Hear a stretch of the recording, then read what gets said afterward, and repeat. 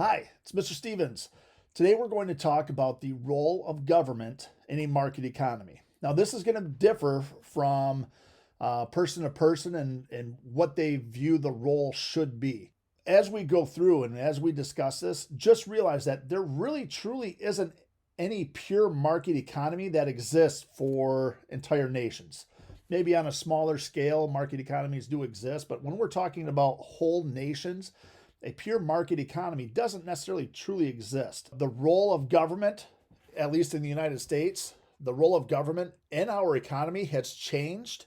And we're going to discuss where that role of the economy or what that role of the government is right now in today's day and age. And some of you may end up disagreeing, and some of you may have different levels of disagreement, and that's okay.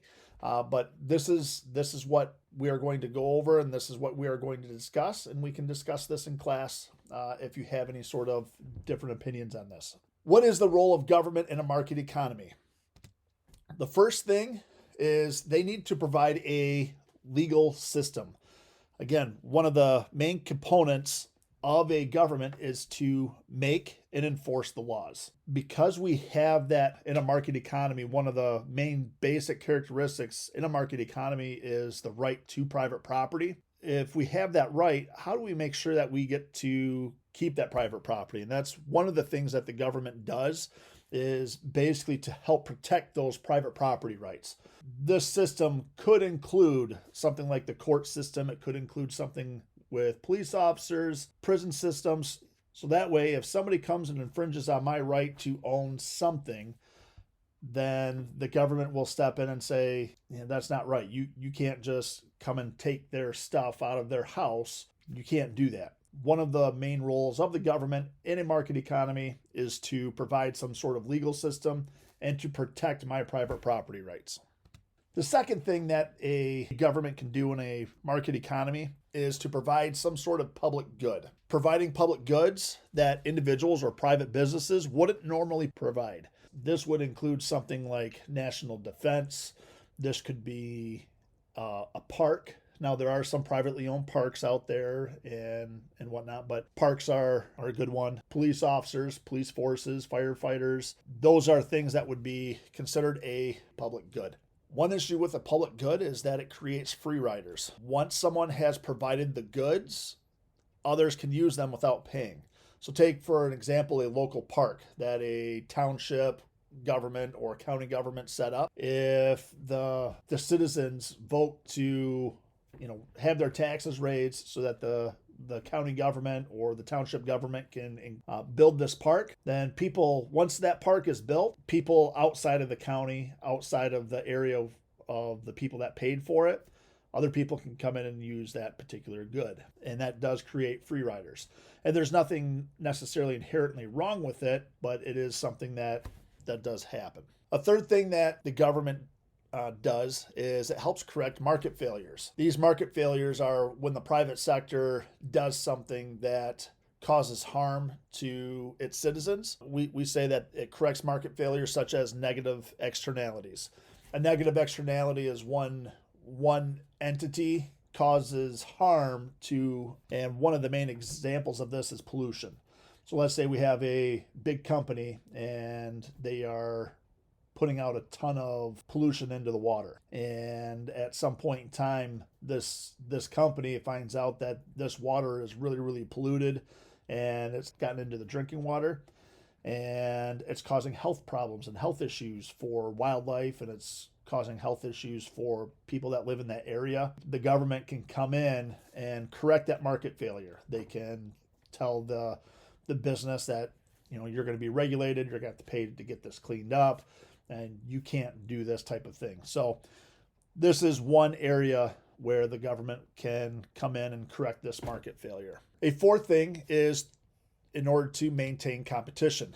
Competition is a basic characteristic of a market economy, and the government's role in this market economy is to make sure that competition continues within the economy. Why is it important? Well, competition leads to lower production costs and it also leads to lower prices. When we look at supply and demand, that's one thing that we like to see is we thrive in our economy when there is more competition. And one of the things that they do to maintain competition is by regulating monopolies. This would be like your public utilities.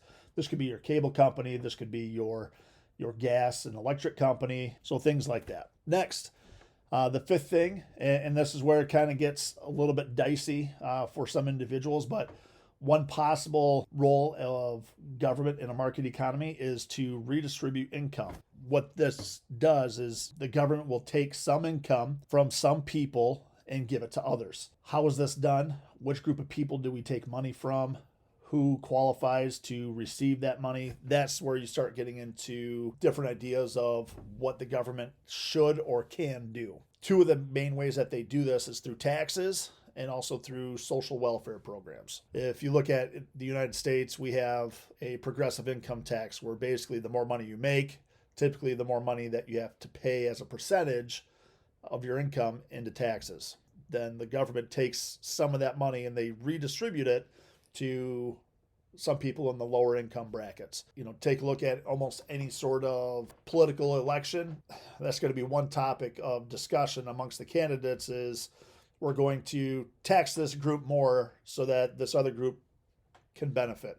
Or we're going to cut taxes for all these people. And again, that gets to the whole dynamic of that circular flow diagram of how the economy works. Once you start getting into the numbers and the specifics, that's where people would end up having some issues.